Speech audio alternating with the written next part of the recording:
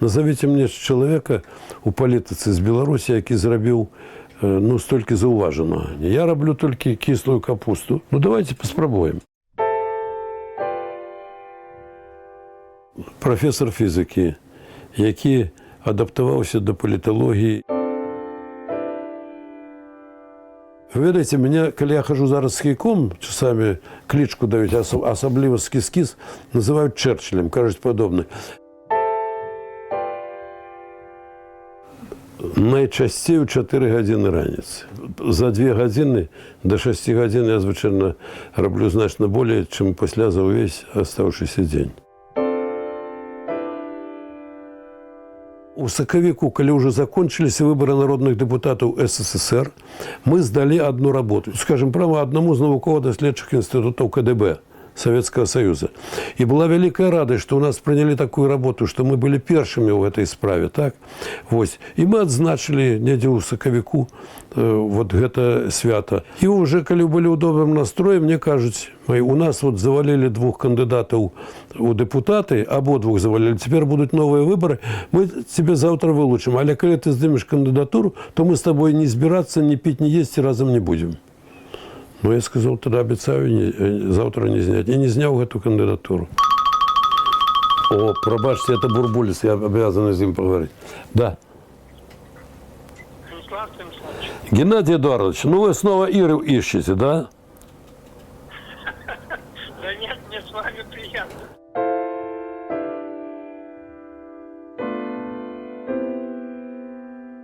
Батьку при конці 36-го года и у початку 37-го, я докладно веду, его осудили и отправили в Сибирь. И как он позднее был осудженный по этому артикулу закона, так его простреляли. Так что я удячный тому, что батьку ранее посадили в тюрьму, чем всех остальных.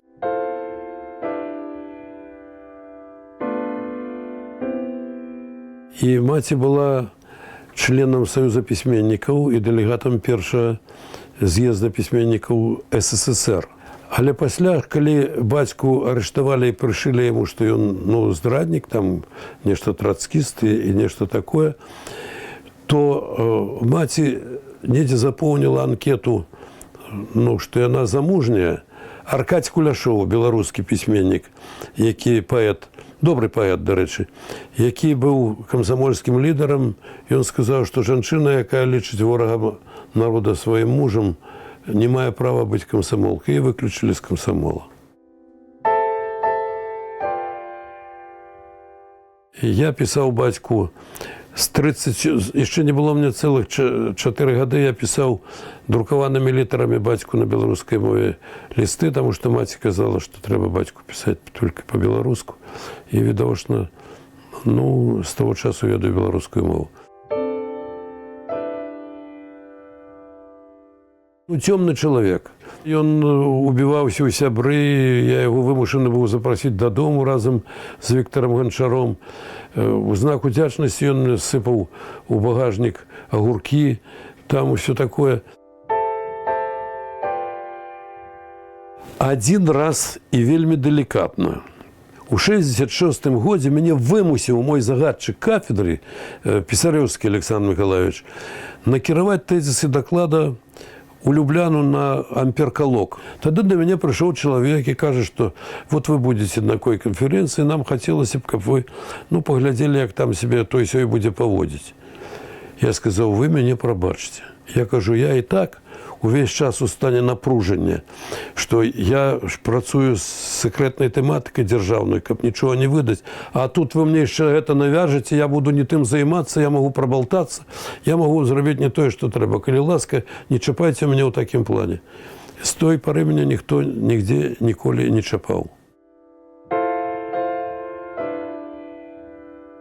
Вірите, був такий фільм американський, де вядомая вельмі актрыса, яе паклоннік казаў, што я не беру падарункаў даражэй за кошт гальштук. Ко мне прыходзіць яўна Я быў першым намеснікам яшчэ.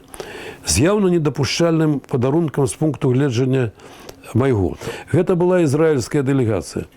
Яны прынеслі мне такі падарунак, я бачу, што это не залаты батон, разумела, але так па маіх маштабах я сказаў, прабачце, я не бяру падарункаў даражэй за кошт гальштука. Пасля гэтага я атрымаў, можа, 50 гальштукаў. Так што я і тут прамазаў, але ўжо тут, раз я сам сказаў, то атрымаў такія падарункі. Пасля, калі ацэньвалі, значыцца, кажуць, у яе строй за 5000 даляраў, і у цябе, відавочна, за 100 даляраў. А моя кажа, не, это не за 100, а за 20, я яго сама пашыла. Апагея гэта дасягнула ў 2007 годзе, калі ў мяне было турнэ па паўднёвай Японіі. Мой менеджер спраектаваў мне 7 лекцый такіх публічных. І пасля кожнай гэтай публічнай лекцыі уручаў мне канверт з ганарарам. Ён так арганізаваў лекцыі, што на іх куплялі білет. І куплялі білеты больш, чым 1000 чалавек. Я паглядзеў білет, 30 000 йен. 30 000 йен, тады это было $28. 1100 чалавек у зале. Я прыехаў з гэтай кучай грошай сюды, купіў жонцы новую Мазду, такую добрую, якую яна хацела, і сабе Нисан, правда, крышку падтрыманы. Зносяць у Брэсце там нейкія могілкі яўрэяў. Прыходзяць да мяне. Я высвятляю гэта пытанне, як старшыня Верховного Совета. І атрымоўваецца, што по закону, я не магу ім дапамагчы. Тут у мяне быў, няхай уже цяпер это не таямніца, начальник усіх яўрэяў, галоўны яўрэй Беларусі Левін Лёня. Это мой калега. І ён мне расказваў, як яны вырашаюць пэўныя яўрэйскія пытанні. У Валожы, у Яшыве там. І калі яны там мне чарговы раз прыйшлі, я говорю, слухайте, я вам не могу дапамагчы по закону. Неужели вы не можете, я по-русски з ім говорю, неужели вы не можете по-еврейски решить этот вопрос? И вы ведаете, зараз прихожу на прием, и ко мне подходят такие уже в возрасте люди, спасибо вам большое, что вы нам помогли в Бресте, мы решили все вопросы. Спасибо за решение еврейского вопроса.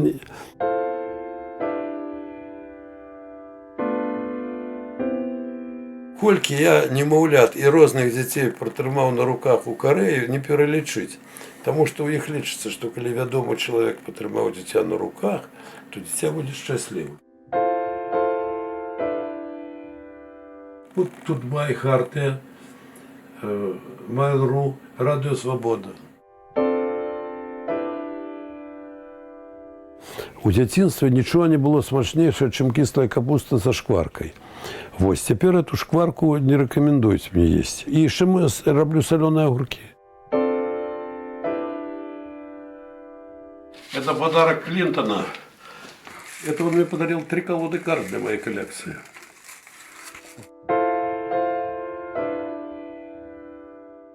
Зажиточный я человек. Я зажиточный, я духовно зажиточный. У меня на все случаи жизни.